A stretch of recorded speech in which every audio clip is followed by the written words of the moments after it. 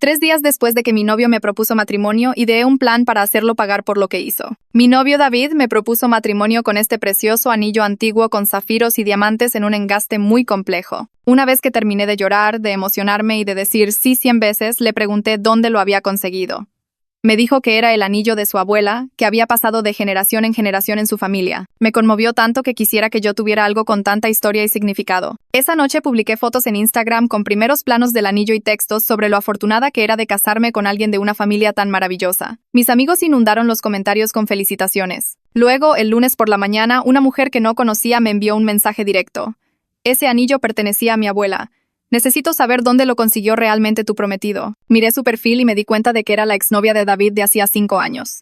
Me molesté porque asumí que solo estaba celosa y tratando de armar un drama. Le respondí diciendo que el anillo había estado en su familia por generaciones y que debía estar equivocada. Ella respondió con 3 fotos familiares antiguas que mostraban exactamente el mismo anillo en la mano de una mujer mayor.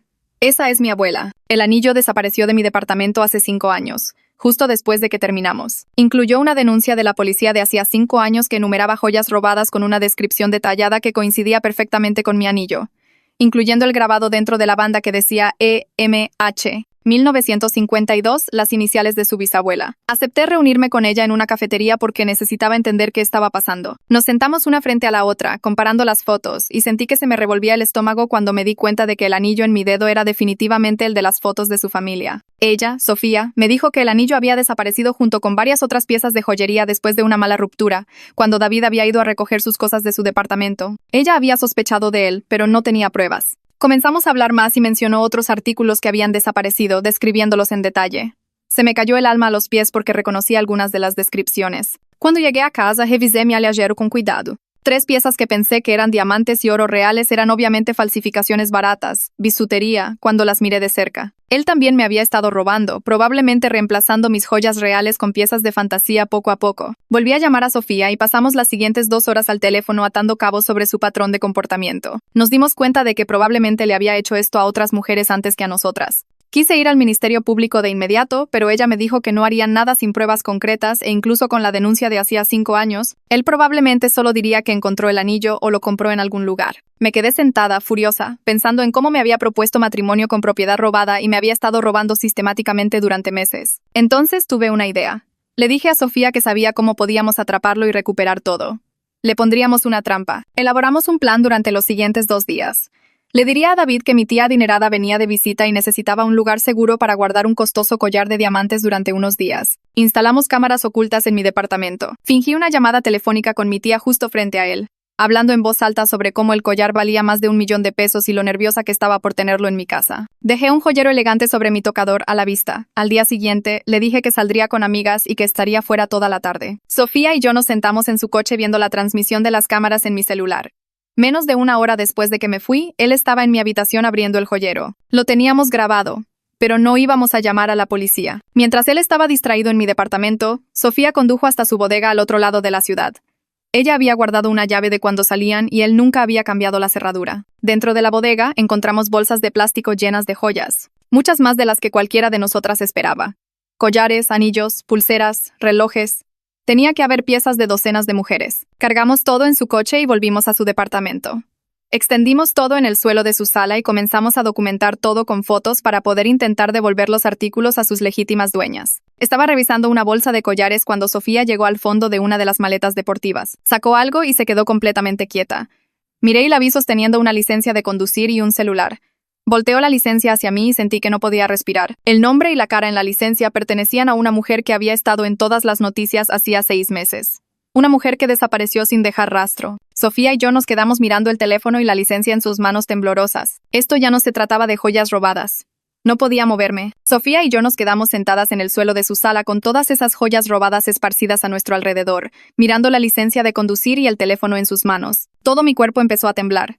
Tuve que soltar el collar que sostenía porque mis dedos no dejaban de temblar. La cara de Sofía se había puesto completamente blanca. Ninguna de las dos dijo nada durante lo que pareció una eternidad, pero probablemente fueron solo 1 o 2 minutos. Mi cerebro seguía tratando de encontrarle sentido a lo que estábamos viendo. Esa era la cara de Jimena García en la licencia. La mujer de las noticias. La que desapareció hace 6 meses.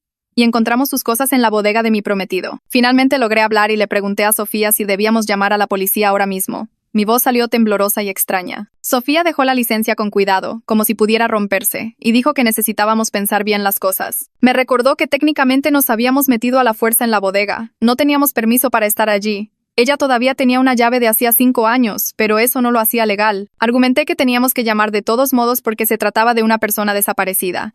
Pasamos los siguientes 20 minutos sentadas allí debatiendo qué hacer. La licencia simplemente yacía entre nosotras en el suelo. Cada vez que la miraba me sentía mal. A Sofía le preocupaba que si admitíamos habernos metido, la evidencia podría no contar en un tribunal. Dije que no me importaba meterme en problemas si eso significaba averiguar qué le pasó a esta mujer. Discutimos hasta que Sofía finalmente sugirió llamar a la línea de denuncias anónimas. Sacudí la cabeza y señalé toda la evidencia que nos rodeaba. Teníamos pruebas físicas. Teníamos su licencia y teléfono reales. Una denuncia anónima no ayudaría a nadie. Sofía miró la licencia de nuevo y luego a mí. Asintió lentamente. Estuvimos de acuerdo en que hacer lo correcto importaba más que protegernos de problemas legales. Tomé mi teléfono. Mis dedos seguían temblando tanto que casi se me cae 2 veces.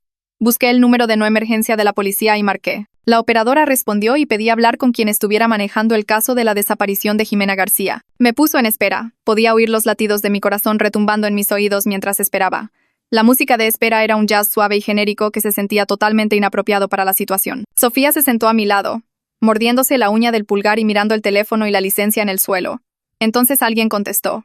La voz de un hombre dijo que se llamaba Detective Octavio García. Se me revolvió el estómago cuando escuché el apellido. Tenía que ser familiar de ella. Le dije que tenía información sobre la desaparición de Jimena. Me preguntó qué tipo de información y su voz se volvió tensa y controlada. Dije que encontré su licencia de conducir y su teléfono. Hubo silencio al otro lado de la línea durante unos segundos. Luego me pidió que fuera a la agencia inmediatamente. Me dio la dirección y me dijo que preguntara por él en la recepción. Dije ok, y colgué. Sofía ya estaba de pie buscando bolsas de plástico. Empacamos con cuidado la licencia y el teléfono de Jimena en una bolsa Ziploc sin tocarlos más de lo que ya lo habíamos hecho. Luego comenzamos a cargar todas las joyas robadas de nuevo en las bolsas y maletas deportivas en las que las habíamos traído. Nos tomó casi 15 minutos volver a meter todo en el coche de Sofía. No hablamos en todo el tiempo. Creo que ambas estábamos tratando de procesar que esta situación se acababa de volver mucho más seria que recuperar propiedad robada. El viaje a la agencia de policía se sintió surrealista. Sofía condujo y yo me senté en el asiento del copiloto mirando por la ventana. Ninguna de las dos encendió la radio. No dejaba de pensar en David y me preguntaba qué había hecho. Las joyas eran una cosa, pero Jimena desapareció y ahora encontramos sus cosas en su bodega. El detective García nos recibió en el vestíbulo cuando llegamos. Lo reconocí de inmediato aunque nunca lo había visto antes. Tenía los mismos ojos que Jimena en sus fotos de las noticias. La misma forma de la cara. Se veía profesional con su traje y su placa de detective. Pero noté que sus manos se cerraban en puños cuando dije que encontramos las pertenencias de su hermana en la bodega de mi prometido. Nos guió por un pasillo hasta una sala de interrogatorios. Era pequeña, con una mesa de metal y algunas sillas. Todo parecía gris e institucional. Nos sentamos y el detective García sacó una libreta. Empecé a explicar todo desde el principio. Le conté sobre la propuesta y el anillo, sobre el mensaje de Instagram de Sofía, sobre descubrir que el anillo era robado de su abuela, sobre poner la trampa con el collar falso, sobre ir a la bodega y encontrar todas las joyas. El detective García escuchó sin interrumpirme una sola vez. Solo seguía tomando notas mientras su mandíbula se tensaba más y más con cada nueva información que le daba. Cuando llegué a la parte de encontrar la bodega llena de joyas de docenas de mujeres, preguntó cómo accedimos a la unidad. Sofía intervino y admitió que todavía tenía una llave de cuando salió con David hacía 5 años. El detective García lo anotó y dijo que eso complicaba las cosas legalmente. Pero luego levantó la vista de su libreta y dijo que estaba más preocupado por averiguar qué le pasó a su hermana que por cómo entramos a la bodega. Sofía metió la mano en su bolso y sacó la bolsa de plástico con la licencia y el teléfono de Jimena. La deslizó sobre la mesa hacia el detective García. Observé su rostro mientras la levantaba y miraba la licencia de conducir de su hermana a través del plástico. Su máscara profesional se rompió solo un poco. Sus ojos se humedecieron y su mano tembló ligeramente mientras sostenía la bolsa. La miró fijamente durante un largo momento sin decir nada. Luego se disculpó y se levantó rápidamente.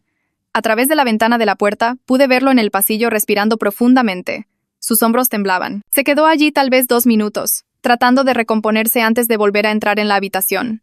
En sus ojos, pude ver que apenas se contenía, pero se sentó de nuevo y abrió su libreta como si estuviéramos discutiendo un caso de rutina. Me hizo preguntas específicas sobre cuándo vi el anillo por última vez. Si David alguna vez mencionó conocer a alguien llamada Jimena, si había hecho algún viaje inusual en los últimos 6 meses. Respondí todo lo más claramente que pude mientras Sofía se sentaba a mi lado, agregando detalles sobre la bodega y cuánto tiempo había funcionado su llave en la cerradura. El detective García anotó cada palabra que dijimos y cuando terminamos nos dijo que necesitaba moverse rápido antes de que David se diera cuenta de que algo andaba mal. Explicó que la grabación de video de mi prometido intentando robar el collar falso les daba motivos para arrestarlo por robo, y una vez que lo tuvieran bajo custodia podrían interrogarlo sobre todo lo demás. El detective García asignó a 2 oficiales para que me escoltaran de regreso a mi departamento para que pudiera hacer una maleta y sacar mis pertenencias importantes antes de que David volviera a casa del trabajo. Me dijo que no me llevara nada que pudiera ser evidencia, especialmente el anillo de compromiso. Los oficiales me llevaron a mi departamento y esperaron en la sala mientras yo iba a mi habitación. Me quedé allí mirando todo con manos temblorosas, viendo todas las cosas normales y cotidianas que de repente se sentían incorrectas y sucias. La taza de café que David usó esa mañana todavía estaba en el fregadero con un poco de café seco en el fondo, y me sentí mal pensando en lo tranquilo que había estado tomando su café después de potencialmente matar a alguien. Su chaqueta colgaba en el respaldo de una silla. Sus zapatos estaban junto a la puerta. Todo parecía tan ordinario e inofensivo. Tomé mi laptop del escritorio y desenchufé el cargador. Saqué mis papeles importantes del archivador, mi acta de nacimiento, pasaporte y documentos del seguro. Metí ropa en una maleta deportiva sin prestar mucha atención a lo que estaba agarrando, solo sacando cosas de los ganchos y cajones. Empaqué el cargador de mi teléfono, mi cepillo de dientes y los medicamentos que tomo todos los días. El anillo de compromiso estaba en mi tocador, donde lo había dejado esa mañana, los zafiros atrapando la luz. Lo miré fijamente por un largo momento, recordando lo feliz que había estado cuando me propuso matrimonio, cómo había llorado y dicho que sí una y otra vez. Ahora sabía que era robado de la abuela de Sofía, y él probablemente le había robado a docenas de otras mujeres también. Decidí dejarlo justo allí en el tocador como evidencia de su robo a la familia de ella. Dejar que la policía se lo llevara. No quería volver a verlo nunca más. Los oficiales me llevaron de regreso al departamento de Sofía y arrastré mi maleta hasta su puerta. Ella ya había preparado su sofá con cobijas y una almohada para mí. Nos sentamos y encendimos las noticias locales, pero todavía no había nada sobre un arresto, lo que significaba que la policía todavía estaba preparando todo. Sofía pidió pizza del lugar de la esquina, pero cuando llegó, ninguna de las dos pudo comer más de unos pocos bocados. Simplemente nos quedamos sentadas, picoteando las rebanadas mientras mirábamos nuestros teléfonos y esperábamos que el detective García llamara con una actualización. Cada vez que mi teléfono vibraba, saltaba. Alrededor de las 6 de esa tarde, sonó mi teléfono y vi el nombre de David en la pantalla. Mi corazón comenzó a latir con fuerza y Sofía me agarró del brazo. Me obligué a contestar e intenté que mi voz sonara normal. Me preguntó si quería que nos viéramos para cenar en ese lugar italiano que nos gustaba. Le dije que no me sentía bien y que planeaba acostarme temprano. Sonaba completamente normal y despreocupado, preguntándome si necesitaba que me trajera algo de la farmacia de camino a casa.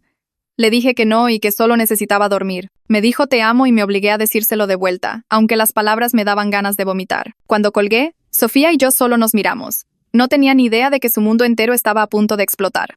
Una hora después, llamó el detective García. Habían arrestado a David en su lugar de trabajo bajo cargos de intento de robo. Estaba detenido para ser interrogado en ese mismo momento. El detective García dijo que David inmediatamente pidió un abogado y se negó a responder preguntas, que era exactamente lo que esperaban que hiciera. Pero el arresto les dio lo que necesitaban para proceder con la revisión de la bodega legalmente. Esa noche, la policía ejecutó una orden de cateo en la bodega usando el cargo de intento de robo como justificación. El detective García volvió a llamar alrededor de las 9 para confirmar que habían recuperado todas las joyas, además de evidencia adicional que todavía estaban procesando. Su voz sonaba agotada, pero había algo sombríamente satisfecho en su tono, como si finalmente estuviera progresando después de meses de toparse con callejones sin salida tratando de encontrar a su hermana. Sofía y yo pasamos esa noche en su sofá con la televisión encendida mostrando algún reality show sin sentido que ninguna de las dos estaba viendo realmente. Cada pequeño sonido del pasillo o de la calle nos hacía saltar a ambas. Seguíamos revisando nuestros teléfonos constantemente, aunque el detective García dijo que no tendría más actualizaciones hasta la mañana. No podía dejar de pensar en todas las veces que David me había tocado, tomado mi mano, besado. Me preguntaba si esas mismas manos habían lastimado a Jimena. ¿Había parecido diferente después de que ella desapareció? ¿Había pasado por alto señales? Repasé cada recuerdo de los últimos 6 meses tratando de averiguar si había estado ciega a algo obvio. A la mañana siguiente, el detective García llamó justo cuando Sofía estaba haciendo café. Dijo que el equipo forense había analizado el teléfono de Jimena durante la noche. La última actividad en él fue un intercambio de mensajes de texto con alguien que usaba un número de teléfono desechable. Los mensajes mostraban que planeaba encontrarse con alguien que conocía. Los datos de ubicación de su teléfono mostraron que se apagó cerca de una zona rural a las afueras de la ciudad. Entonces recordé algo que hizo que se me revolviera el estómago. David había mencionado tener un terreno familiar en una zona rural donde solía ir a cazar. Una vez me había mostrado fotos del terreno, hablando de lo tranquilo que era allá. Cuando le dije esta información al detective García, su voz se volvió muy silenciosa. Me pidió la ubicación exacta. Abrí mi Instagram y busqué entre fotos antiguas hasta que encontré aquellas en las que David había etiquetado el área general el año anterior. Le leí la etiqueta de ubicación al detective García y lo escuché transmitir la información a alguien más en segundo plano. En cuestión de horas, la policía había identificado la propiedad exacta y estaba organizando un equipo de búsqueda. El detective García me llamó de nuevo para explicarme que llevarían perros rastreadores de cadáveres y especialistas forenses. Me dijo que esta parte podría llevar días o incluso semanas, dependiendo de qué tan grande fuera la propiedad y qué encontraran. Su voz era firme, pero podía oír el miedo debajo de ella. Se estaba preparando para lo que podrían descubrir. Yo también necesitaba prepararme. A la mañana siguiente, un hombre llamado Ezequiel Herrera llamó a mi teléfono y se presentó como el fiscal asignado al caso. Tenía una voz profunda que sonaba cansada a pesar de que solo eran las 9 de la mañana. Me dijo que estaban construyendo un caso sólido contra David por los cargos de robo mientras la investigación sobre la desaparición de Jimena continuaba en paralelo. La evidencia del robo era lo suficientemente fuerte como para garantizar una condena, pero conectar a David con lo que le sucedió a Jimena requería más que solo encontrar sus pertenencias en su bodega. Necesitaban evidencia física, testimonios de testigos, algo concreto que probara que él estuvo involucrado en su desaparición. Pregunté qué significaba eso para los tiempos y dijo que el juicio por robo podría ocurrir dentro de 6 meses. Pero la otra investigación podría llevar mucho más tiempo. Después de colgar, me sentí frustrada porque quería respuestas de inmediato, pero el sistema legal se movía lentamente. Sofía hizo café y nos sentamos en la mesa de su cocina mirando todas las joyas que habíamos traído de la bodega. Necesitábamos hacer algo productivo mientras esperábamos noticias del equipo de búsqueda. Sugerí que revisáramos todo de nuevo, pero esta vez enfocándonos en tratar de identificar a las dueñas para poder devolver los artículos robados. Sofía abrió su laptop y creó una hoja de cálculo con columnas para descripción del artículo, foto, valor estimado y cualquier marca identificativa. Pasamos las siguientes 4 horas fotografiando cada pieza y escribiendo descripciones detalladas. Una pulsera de oro con pequeños zafiros. Un collar de tenis de diamantes con un broche roto. Un reloj de hombre con iniciales grabadas en la parte posterior. Cada pieza representaba a alguien a quien le habían robado y manipulado. Al atardecer, habíamos documentado más de 200 artículos y me dolían los ojos de mirar joyas bajo la lámpara de escritorio de Sofía. Decidí publicar mensajes cuidadosamente redactados en grupos vecinales en redes sociales, preguntando si alguien había experimentado robos de joyas en los últimos años. No mencioné a David por su nombre ni di demasiados detalles sobre la investigación en curso. En una hora, mi bandeja de entrada comenzó a llenarse de respuestas. Mujeres describiendo anillos de compromiso perdidos, collares heredados, relojes caros que desaparecieron de sus departamentos. Comparé las descripciones con los artículos en nuestra hoja de cálculo y me sentí mal a medida que la escala de su operación se aclaraba. Había estado haciendo esto durante años a docenas de mujeres en toda la ciudad. Un mensaje se destacó de una mujer que dijo que salió con David hace 3 años. Describió joyas desaparecidas, pero también escribió sobre cómo su comportamiento cambió cerca del final de su relación. Se volvió controlador y celoso, revisaba su teléfono y se enojaba cuando pasaba tiempo con amigos. Su descripción de cómo pasó de encantador a posesivo me revolvió el estómago porque reconocí algunos de esos patrones en mi propia relación. Había descartado ciertos comportamientos como si él fuera protector o se preocupara profundamente por mí. Reenvié todas las respuestas de las víctimas al detective García junto con nuestra hoja de cálculo que relacionaba artículos con propietarias. Me llamó en 20 minutos y dijo que asignaría oficiales para entrevistar a cada mujer y documentar sus bienes robados. La investigación se estaba expandiendo más allá de lo que nadie esperaba. Descubrieron que David había estado apuntando sistemáticamente a mujeres a través de aplicaciones de citas durante al menos 7 años, creando perfiles que lo hacían parecer exitoso y digno de confianza. 2 días después, la agente Natalia Peña llamó mientras ayudaba a Sofía a hacer la cena. Me dijo que el equipo forense encontró las huellas dactilares de David en el teléfono de Jimena en múltiples lugares, incluida la pantalla y la carcasa trasera. Había tocado ese teléfono suficientes veces como para dejar huellas claras, lo cual no podía explicar ya que le había dicho a la policía que nunca conoció a Jimena. Esta evidencia física que lo conectaba directamente con la mujer desaparecida fortaleció significativamente el caso. Le di las gracias y colgué sintiendo una mezcla de alivio por tener pruebas sólidas y horror por lo que significaba. A la mañana siguiente, el detective García llamó con la voz hueca y tensa. El equipo de búsqueda en la propiedad rural encontró tierra removida en una zona boscosa cerca de la casa principal. Estaban trayendo equipo de excavación y un radar de penetración terrestre. Me dijo que me preparara porque podrían encontrar algo en los próximos días. Pude oír en su tono que se estaba preparando para el peor resultado posible. Su hermana había estado desaparecida durante 6 meses y ahora estaban excavando en la propiedad conectada con el hombre que le robó a su novia. Pasé esos 2 días apenas durmiendo, revisando mi teléfono constantemente, aunque el detective García dijo que llamaría tan pronto como tuvieran noticias. Sofía y yo intentamos ver películas, pero ninguna de las dos podía concentrarse. Al tercer día, el detective García llamó a las 6 de la mañana. Encontraron restos humanos enterrados en la zona boscosa. El médico forense necesitaba registros dentales para confirmar la identidad, pero la ubicación y las circunstancias apuntaban a Jimena. Su voz se quebró ligeramente cuando dijo su nombre. Le agradecí por llamar y me senté en el sofá de Sofía mirando la pared. La realidad me golpeó. Había estado comprometida con alguien capaz de asesinar. Empecé a llorar aunque apenas conocía a Jimena, abrumada por el pensamiento de que era una persona real con una familia que la amaba. Y mi prometido le quitó la vida. Sofía se sentó a mi lado y me rodeó con el brazo. Ella también estaba llorando. Nos abrazamos y lloramos porque ambas nos dimos cuenta de lo cerca que estuvimos de ser potencialmente sus víctimas. Si Sofía no hubiera enviado ese mensaje de Instagram, si yo no hubiera aceptado reunirme con ella, si no hubiéramos puesto esa trampa, ¿habría terminado como Jimena? La noticia estalló a nivel nacional esa noche con titulares sobre un ladrón en serie arrestado en conexión con el asesinato de una mujer desaparecida. Mi teléfono comenzó a explotar con llamadas y mensajes de amigos y familiares que vieron las noticias y reconocieron el nombre de David. Mensajes preguntando si estaba bien, si los informes eran ciertos, si necesitaba algo. Apagué mi teléfono porque no podía soportar explicarle esto a nadie todavía. No podía encontrar palabras para describir lo que se sentía saber que casi me caso con un asesino. 2 días después, el detective García llamó y preguntó si Sofía y yo estaríamos dispuestas a reunirnos con la hermana de Jimena. Su voz sonó cuidadosa cuando explicó que Fernanda quería agradecernos en persona por encontrar la evidencia que los llevó a su hermana. Sentí que se me retorcía el estómago porque la idea de enfrentar a la familia de Jimena me asustaba más que cualquier otra cosa en toda esta situación. Le dije que sí de todos modos porque parecía lo correcto, aunque quería decir que no. Sofía también estuvo de acuerdo cuando la llamé después de colgar con el detective. Nos reunimos con Fernanda 3 días después en una pequeña cafetería cerca de la agencia de policía. La vi tan pronto como entramos porque se parecía mucho a Jimena en todas las fotos que había visto en las noticias. Tenía el mismo cabello oscuro y la misma forma de cara. Y cuando se levantó para saludarnos, pude ver que sus ojos estaban rojos e hinchados por meses de llanto. Nos abrazó a ambas antes de que siquiera nos sentáramos y comenzó a agradecernos entre lágrimas. Seguía diciendo que al menos ahora su familia podría tener un cierre y llevar a Jimena a casa para un entierro adecuado. No supe qué decir. Así que solo sostuve su mano sobre la mesa mientras lloraba. Sofía también lloraba, y sentí lágrimas corriendo por mi propia cara aunque intentaba contenerme. Fernanda comenzó a contarnos sobre la vida de Jimena una vez que se calmó lo suficiente como para hablar. Dijo que Jimena daba clases en tercero de primaria en una escuela y amaba a sus estudiantes más que a nada. Nos mostró fotos en su teléfono de Jimena en su salón de clases con niños reunidos a su alrededor leyendo un libro. Fernanda dijo que Jimena pasaba sus fines de semana como voluntaria en refugios de animales porque no podía soportar la idea de que perros y gatos estuvieran solos en jaulas. Nos dijo que Jimena planeaba adoptar un perro rescatado justo antes de desaparecer.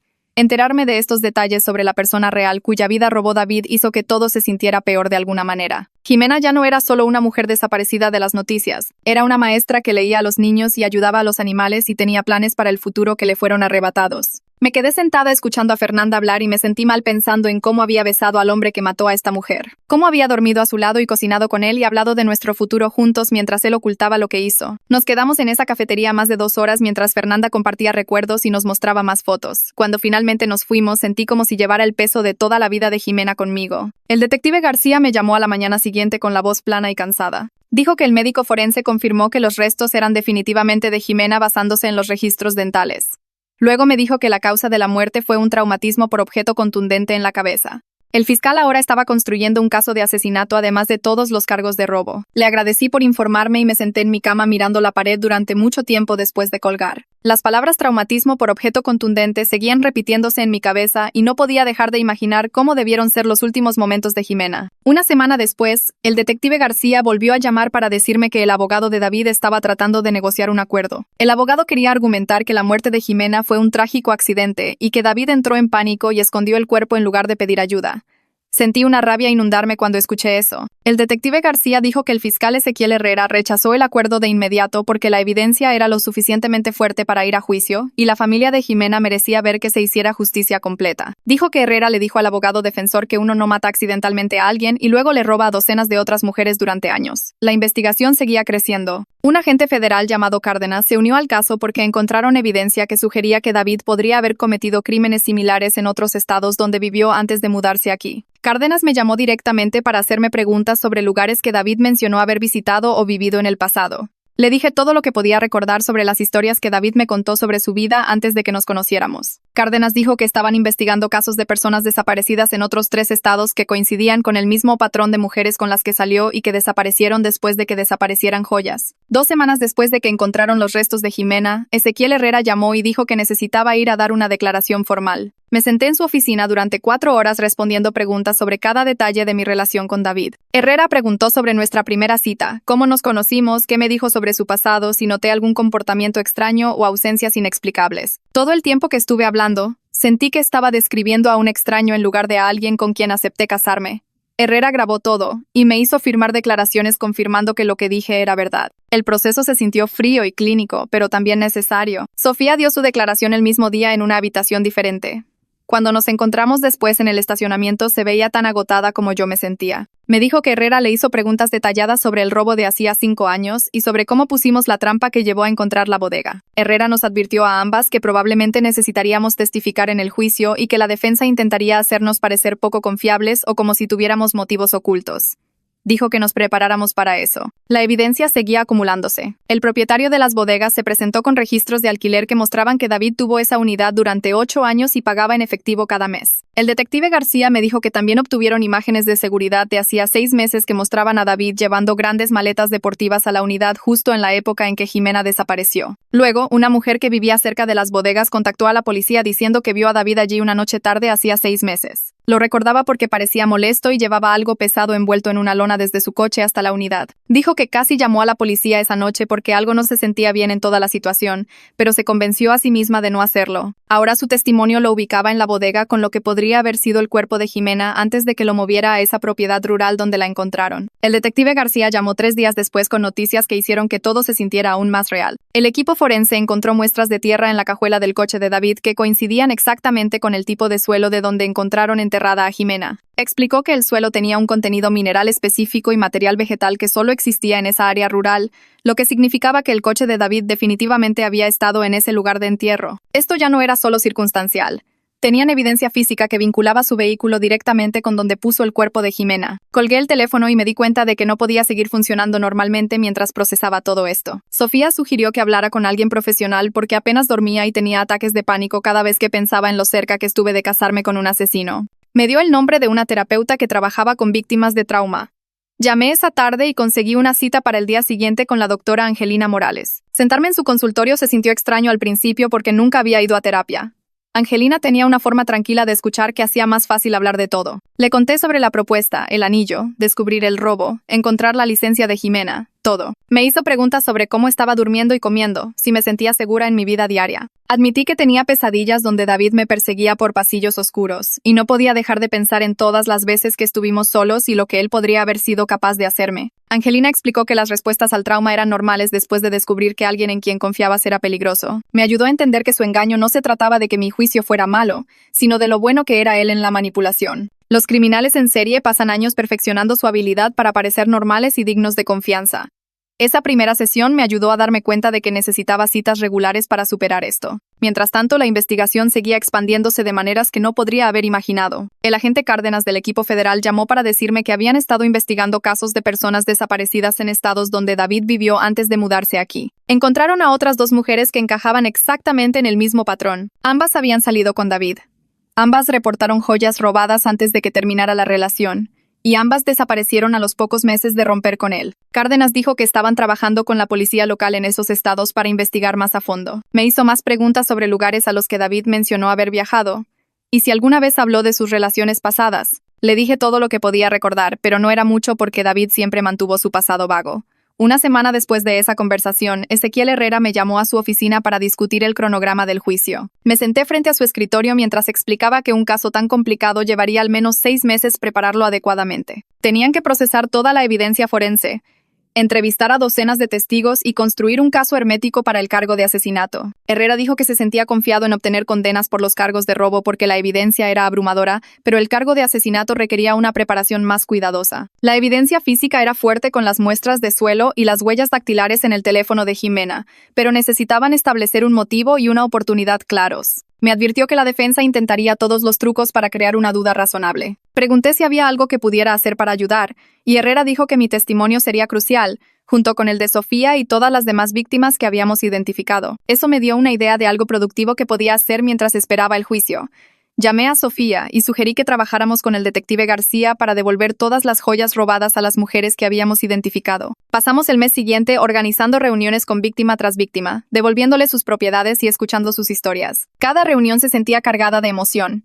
Una mujer llamada Jessica lloró cuando le devolvimos el collar de perlas de su abuela que había sido robado hacía 3 años. Nos dijo que había salido con David durante 8 meses y notó que desaparecían joyas caras, pero él la convenció de que estaba siendo paranoica y que probablemente ella misma había perdido los artículos. Otra mujer, Raquel, se enojó cuando vio su pulsera de diamantes. Dijo que David la había gaslighteado, hecho dudar de su cordura, durante meses sobre las joyas desaparecidas, haciéndola sentir loca por sospechar de él. Escuchar sus historias me hizo darme cuenta de lo calculada que era toda su operación. No solo robaba artículos al azar.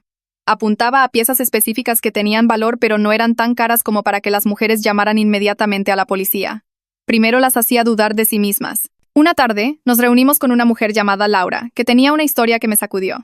Nos dijo que rompió con David hacía 2 años porque se volvió posesivo y controlador cerca del final de su relación. Empezó a aparecer en su trabajo sin avisar y se ponía celoso si pasaba tiempo con amigos. Dijo que se sintió genuinamente insegura y preocupada de que pudiera lastimarla, así que terminó las cosas y bloqueó su número. Laura me miró con ojos serios y dijo que estaba agradecida todos los días por haber salido de allí cuando lo hizo. Sus joyas habían desaparecido, pero consideraba que era un precio pequeño a pagar por escapar de lo que sentía que era una situación peligrosa. Escucharla describir su comportamiento me hizo pensar en las veces que David parecía demasiado interesado en dónde iba o con quién estaba. Lo había descartado como si fuera cariñoso y atento, pero ahora me preguntaba si había pasado por alto las señales de advertencia. La fiscalía procedió con cargos formales a principios de otoño. Ezequiel Herrera llamó para decirme que acusarían a David de homicidio en primer grado por la muerte de Jimena, junto con múltiples cargos de robo agravado y cargos de fraude relacionados con la venta de joyas robadas. La fianza se fijó en 40 millones de pesos, lo que significaba que permanecería bajo custodia hasta el juicio. Herrera sonaba satisfecho cuando explicó que la evidencia era lo suficientemente fuerte como para buscar los cargos máximos. Alrededor de esa misma época, Fernanda García nos contactó a Sofía y a mí con una solicitud. Los restos de Jimena habían sido entregados a la familia, y querían celebrar un servicio conmemorativo adecuado, ahora que finalmente podían darle descanso. Fernanda nos invitó a asistir, diciendo que nuestro papel en llevar a Jimena a casa significaba que éramos parte de su historia. Me sentí nerviosa por ir porque no sabía si tenía derecho a estar allí, pero Sofía me convenció de que Fernanda realmente quería que estuviéramos presentes. El servicio conmemorativo se llevó a cabo en una pequeña iglesia un sábado por la tarde. Entrar en ese espacio lleno de personas que amaban a Jimena se sintió abrumador. Había fotos de ella exhibidas por la sala, mostrando a una mujer sonriente con ojos amables que parecía tan viva y feliz. Me quedé en la parte de atrás tratando de ser invisible, pero Fernanda me vio y se acercó. Me presentó a la madre de Jimena, una mujer con el mismo rostro gentil que su hija, pero envejecida por meses de dolor. La madre de Jimena tomó mis manos entre las suyas y me agradeció por ayudar a traer a su hija a casa. Dijo que no saber qué le pasó a Jimena era una tortura. Y aunque la verdad era horrible, al menos ahora podían tener un cierre y despedirse adecuadamente. Empecé a llorar y le dije que me sentía culpable por haber estado alguna vez con el hombre que mató a su hija. Me apretó las manos más fuerte y dijo que yo no era responsable de su maldad. Me dijo que ayudé a darle paz a su familia al descubrir la verdad, y que eso requirió valor. De pie en esa iglesia, rodeada por la familia y amigos de Jimena, sentí todo el peso de lo que David había destruido. No se trataba solo de joyas robadas o incluso de un asesinato. Había destrozado familias enteras y dejado a docenas de mujeres traumatizadas. 2 días después del funeral, el agente Cárdenas llamó con noticias que empeoraron todo aún más. Habían confirmado que las otras 2 mujeres desaparecidas de diferentes estados también fueron asesinadas. Encontraron evidencia que vinculaba a David con sus muertes a través de los mismos patrones de robo y métodos de eliminación. La voz de Cárdenas era sombría cuando me dijo que David era probablemente un asesino en serie que había estado operando durante casi una década. Todavía estaban investigando si podría haber aún más víctimas que no habían identificado. Me senté en el sofá de Sofía después de esa llamada sintiéndome entumecida. El hombre que me propuso matrimonio con un anillo robado, con quien había planeado pasar mi vida, había estado matando mujeres durante años. La noticia estalló en todos los canales principales dentro de las 24 horas posteriores a la confirmación de que David estaba conectado con múltiples asesinatos en diferentes estados. Mi teléfono comenzó a sonar incluso antes de que me despertara esa mañana.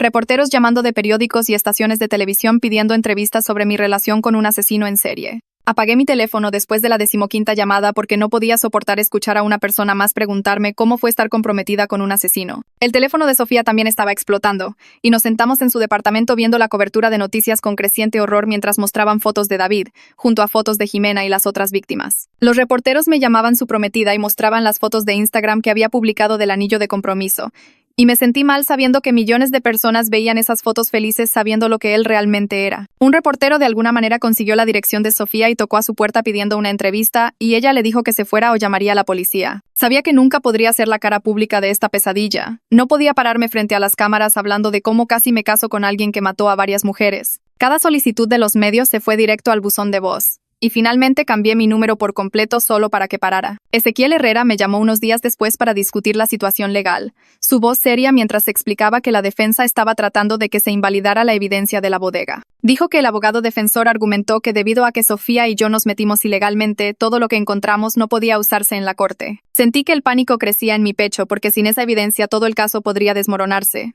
Pero Ezequiel me dijo que no me preocupara. Explicó que el juez probablemente admitiría la evidencia de todos modos debido a circunstancias de emergencia y porque la policía obtuvo una orden de cateo adecuada justo después de que informamos lo que encontramos. Las audiencias preliminares se convirtieron en una batalla entre el fiscal y el abogado defensor sobre lo que el jurado podría escuchar, con la defensa tratando de bloquear cada pieza de evidencia que habíamos descubierto. Ezequiel me llamaba después de cada audiencia para actualizarme sobre el progreso, y podía escuchar la frustración en su voz cuando la defensa lograba retrasar las cosas con argumentos procesales. El proceso legal se movió más lento de lo que esperaba, con semanas pasando entre audiencias mientras los abogados discutían sobre detalles técnicos. Eventualmente tuve que volver a mi departamento a buscar más cosas mías porque no podía seguir pidiéndole ropa prestada a Sofía para siempre. Entrar por esa puerta hizo que se me erizara la piel sabiendo que había compartido ese espacio con alguien que asesinaba gente. Todo se veía exactamente igual que la mañana en que lo arrestaron. Su taza de café todavía en el fregadero y su chaqueta colgando junto a la puerta. No podía tocar nada que le perteneciera sin sentir asco. No podía mirar nuestra cama sin pensar en todas las noches que dormí junto a un asesino. Llamé a una compañía de mudanzas y los contraté para empacar todo lo que poseía y ponerlo en una bodega porque sabía que nunca podría volver a vivir en ese departamento. Los de la mudanza vinieron al día siguiente y me quedé en el pasillo mientras guardaban toda mi vida en cajas, incapaz de entrar y verlos manipular cosas que él había tocado. Cuando terminaron, le entregué mis llaves al propietario y me alejé sin mirar atrás. Sofía me ayudó a buscar un departamento nuevo al otro lado de la ciudad, en algún lugar sin recuerdos y sin conexión con mi antigua vida. Pasamos fines de semana buscando lugares hasta que encontré uno pequeño de una habitación que se sentía seguro y anónimo. Mudarme a ese departamento vacío se sintió como empezar de cero. Pero al menos el espacio era mío y no estaba contaminado por lo que pasó. Cambié mi número de teléfono y borré todas las cuentas de redes sociales que tenía, borrando mi presencia en línea por completo. Instagram, Facebook. Todo desapareció porque no podía soportar ver los comentarios de la gente o que los reporteros me rastrearan a través de publicaciones antiguas. Tiré fotos de David y borré cada mensaje de texto que habíamos intercambiado, tratando de borrarlo de mi vida, aunque sabía que nunca lo olvidaría. Poco a poco comencé a construir una rutina que se sentía normal, yendo al trabajo y volviendo a casa a mi departamento, seguro donde nada me recordaba a él. Sofía venía la mayoría de las noches y cenábamos juntas, sin hablar del caso a menos que hubiera noticias. Solo siendo dos personas tratando de seguir adelante. 8 meses después de que encontraron los restos de Jimena, el juicio finalmente comenzó y tuve que ir al juzgado para enfrentar a mi antiguo prometido por primera vez desde su arresto. Me senté en la sala de espera de testigos con Sofía mientras seleccionaban al jurado, ambas demasiado nerviosas para hablar mucho. Cuando me llamaron a la sala del tribunal, entré por esas puertas y lo vi sentado en la mesa de la defensa con un traje,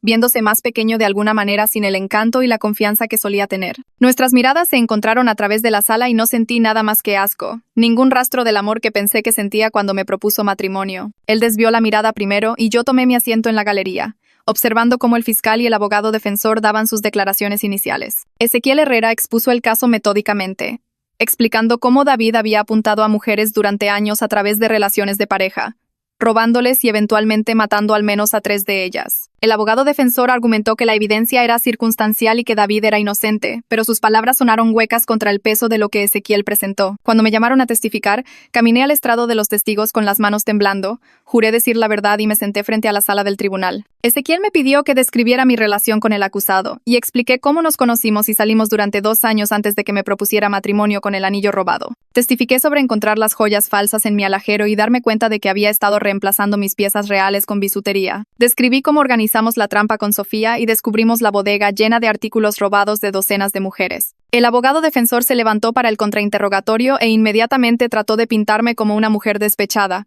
preguntándome si estaba enojada por la ruptura y inventando historias por venganza. Lo miré directamente y le dije que nunca rompimos porque lo arrestaron antes de que pudiera confrontarlo sobre el robo. Me preguntó si alguna vez había visto a David actuar violentamente y tuve que admitir que no, lo que pareció satisfacerlo. Pero luego Ezequiel se levantó para redirigir y me pidió que describiera el viaje de campamento que David hizo la primavera pasada, justo cuando Jimena desapareció, y expliqué cómo se había ido solo durante 4 días a una propiedad familiar. El jurado tomó notas mientras yo hablaba, y pude ver a algunos de ellos mirando a mi antiguo prometido con disgusto. Sofía testificó después de mí, describiendo cómo el anillo de su abuela desapareció hace 5 años después de que rompió con el acusado. Explicó la denuncia policial que presentó y cómo reconoció el anillo en mis fotos de Instagram. Le explicó al jurado nuestro plan para atraparlo robando y cómo encontramos la bodega llena de joyas. El abogado defensor intentó desacreditarla señalando que se había metido ilegalmente en la bodega, pero Sofía mantuvo la calma y dijo que estaba tratando de recuperar la propiedad robada de su abuela. El detective García subió al estrado a continuación y testificó sobre la investigación de la desaparición de su hermana Jimena. Su voz se mantuvo profesional, pero pude ver el dolor en sus ojos mientras describía encontrar sus restos en la propiedad familiar del acusado. Explicó la evidencia que vinculaba a David con el asesinato, incluidas las huellas dactilares en el teléfono de Jimena y las muestras de suelo del coche del acusado que coincidían con el lugar del entierro. La evidencia forense vino después y fue abrumadora en su minuciosidad y detalle. La agente Peña testificó sobre encontrar las huellas dactilares de David en la funda del teléfono de Jimena, huellas que no podían explicarse ya que él afirmó nunca haberla conocido. El experto en suelos explicó cómo las muestras de la cajuela del coche del acusado coincidían con la composición específica de la tierra del lugar del entierro, incluidos minerales raros que solo se encuentran en esa área. Las imágenes de seguridad de la bodega mostraron al acusado llevando grandes maletas deportivas a su unidad alrededor de la hora en que Jimena desapareció, maletas que coincidían con las que encontramos llenas de joyas robadas. Múltiples mujeres testificaron sobre la desaparición de joyas después de salir con el acusado, estableciendo un claro patrón de robo a través de relaciones románticas que abarcaba casi una década. El abogado defensor intentó crear dudas cuestionando la línea de tiempo y sugiriendo otras explicaciones, pero cada pieza de evidencia apuntaba en la misma dirección. Su experto forense no pudo refutar las huellas dactilares o las muestras de suelo y sus testigos de carácter no pudieron superar el testimonio de docenas de víctimas que describían experiencias idénticas. Después de 3 semanas de testimonios, el caso pasó al jurado para deliberar. Me senté en la cafetería del juzgado con Sofía y Fernanda García esperando noticias, incapaz de comer o concentrarme en nada excepto en lo que estaba sucediendo arriba. 6 horas después nos llamaron de regreso a la sala del tribunal porque el jurado había llegado a un veredicto. Tomé mi asiento y observé al jurado entrar, tratando de leer sus rostros en busca de alguna pista de lo que habían decidido. El juez preguntó si habían llegado a un veredicto, y el presidente del jurado se levantó sosteniendo un trozo de papel. Leyó culpable de homicidio en primer grado por la muerte de Jimena, culpable de todos los cargos por vender joyas robadas. David se quedó completamente quieto mientras se leía cada veredicto de culpabilidad, sin mostrar emoción alguna, como si estuviera escuchando el juicio de otra persona. Pero cuando miré a Fernanda, se había derrumbado hacia adelante en su asiento, llorando de alivio porque el asesino de su hermana sería responsabilizado. El juez fijó la sentencia para 2 semanas después y despidió al jurado, y salí de esa sala sintiendo que finalmente podía respirar. La audiencia de sentencia fue más corta y formal que el juicio. El juez preguntó si alguien quería hacer una declaración antes de imponer la sentencia, y Fernanda se levantó para hablar sobre su hermana. Describió a Jimena como una persona amable que amaba enseñar y ayudar a los demás, y dijo que su familia había sufrido durante meses sin saber qué pasó. Miró directamente a David y le dijo que no solo había robado la vida de su hermana, sino también la paz y el sentido de seguridad de su familia en el mundo. Lo observé mientras ella hablaba, y su rostro permaneció impávido, sin signos de remordimiento o emoción. El juez entonces impuso la sentencia: cadena perpetua sin posibilidad de libertad condicional por el asesinato de Jimena, más sentencias adicionales por cada condena de robo y fraude, a cumplirse una tras otra. Dijo que el acusado había mostrado un patrón de comportamiento depredador dirigido a mujeres vulnerables y merecía el castigo máximo bajo la ley. Mientras los alguaciles sacaban a David de la sala del tribunal esposado, se volteó y me miró una última vez. Le devolví la mirada buscando algún rastro de la persona que pensé que conocía, pero todo lo que vi en sus ojos fue un vacío absoluto, como si no quedara nada humano dentro de él en absoluto. 2 días después de la sentencia, Fernanda, Sofía y yo nos reunimos en una pequeña cafetería a las afueras de la ciudad, donde nadie nos reconocería ni interrumpiría. Nos sentamos en una mesa de esquina junto a la ventana, y durante los primeros minutos ninguna de nosotras supo qué decir, porque el juicio había terminado, pero el peso de todo lo que sucedió todavía nos oprimía a todas. Fernanda pidió un té y rodeó la taza con las manos como si tratara de calentarse aunque era verano afuera. Y Sofía sugirió que deberíamos hacer algo con lo que aprendimos, algo que pudiera ayudar a otras mujeres a evitar lo que le pasó a Jimena y a todas las demás víctimas. Saqué mi teléfono y comencé a tomar notas mientras hablábamos sobre ideas para una fundación que pudiera enseñar a las mujeres las señales de advertencia del comportamiento depredador en las relaciones y proporcionar recursos para denunciar robos. Fernanda dijo que su familia quería contribuir con dinero para empezar, y Sofía se ofreció a encargarse del papeleo legal ya que tenía conexiones a través de su trabajo. Pasamos 3 horas en esa cafetería trazando planes y llenando servilletas con notas sobre campañas de concientización y redes de apoyo. Cuando finalmente nos fuimos, sentí que estábamos tomando algo horrible y convirtiéndolo en algo que realmente podría proteger a las personas. Un año después de ese horrible descubrimiento en la bodega, vivo en un departamento diferente al otro lado de la ciudad y lentamente construyo una vida que se siente segura de nuevo. Sofía viene todos los domingos a tomar café y nos hemos vuelto amigas de verdad en lugar de solo 2 mujeres conectadas por el trauma. Todavía veo a Angelina cada semana para terapia, y dice que estoy progresando mucho, aunque probablemente necesite seguir viniendo por mucho tiempo. Las pesadillas sobre mi ex prometido ya no ocurren todas las noches, tal vez 2 veces por semana ahora en lugar de constantemente. Cambié mi número de teléfono y borré todas mis cuentas de redes sociales y comencé de nuevo con todo nuevo. La fundación que Fernanda, Sofía y yo creamos se lanzó hace 6 meses.